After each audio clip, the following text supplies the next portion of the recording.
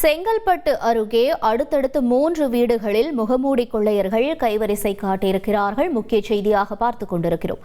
கூடுதல் விவரங்களை செய்தியாளர் நவீன் வழங்கிட கேட்போம். நவீன், வணக்கம். இப்ப இந்த சிசிடிவி ஆதாரங்கள் அடிப்படையில் நடவடிக்கை ஏதேனும் மேற்கொள்ளப்பட்டிருக்கா? என்ன சூழல்?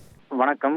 செங்கல்பட்டு அடுத்த ஆத்தூர் பகுதியில நள்ளிரவு நேரங்களில் கடந்த 2 நாட்களாக முகமூடி அணிந்த கொள்ளையர்கள் இரவில் வீடுகளின் கூட்டை உடைக்கும் சிசிடிவி காட்சிகள் தற்போது வெளியாகி பரபரப்பை ஏற்படுத்தியிருக்கிறது.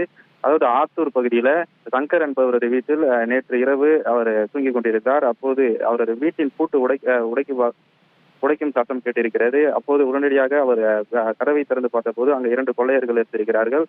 தொடர்ந்து கத்தி கூச்சலிட்டிருக்கிறார். அதன் பிறகு அங்கிருந்த கொள்ளையர்கள் அங்கிருந்து தப்பி சென்று விட்டனர். தொடர்ந்து அடுத்தடுத்த 3 வீடுகளில் அவர்கள் பூட்டை உடைத்து கொள்ளை முயற்சியில் ஈடுபட்டிருக்கிறார்கள். இந்த தகவல் அறிந்த அந்த பகுதியைச் சேர்ந்த பொதுமக்கள் கொள்ளையர்களை விரட்டி சென்ற போது அவர்களை பிடிக்க முடியாமல் தப்பி சென்றனர். இது தொடர்பாக செங்கல்பட்டு தாலுகா காவல் நிலையத்தில் பாதிக்கப்பட்ட சங்கர் புகார் அளித்திருந்தார். இந்த புகாரின் அடிப்படையில் வழக்கு பதிவு செய்த போலீசார் இந்த சுற்றுவட்டார பகுதிகளில் கொள்ளையர்கள் தேடி வருகிறார்கள். குறிப்பாக இரவு நேரங்களில் அரை நிர்வாண ஆடையுடன் அதே போல முகத்தில் முகமுடி அணிந்தபடி இந்த கொள்ளையர்கள் உலா வரக்கூடிய இந்த சிசிடிவி காட்சிகளும் தற்போது வெளியாகி பரபரப்பை ஏற்படுத்தியிருக்கிறது. இந்த பகுதி மக்கள் கூறுகிற இரவு நேரத்தில் போலீசார் சுத்தமாக இந்த பகுதியில் ரோந்து பணியில் ஈடுபடுவதில்லை எனவும், அதனால் கொள்ளையர்கள் தொடர்ந்து 2 நாட்களாக இந்த பகுதியிலே சுற்றி திரிந்து கொள்ளை முயற்சியில் ஈடுபட்டு வருவதாக அவர்கள் குற்றச்சாட்டை முன்வைக்கிறார்கள்.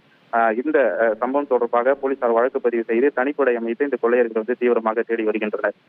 விவரங்களுக்கு நன்றி நவீன். செய்திகளை உடனுக்குடன் தெரிந்து கொள்ள உடனே சப்ஸ்கிரைப் பண்ணுங்க.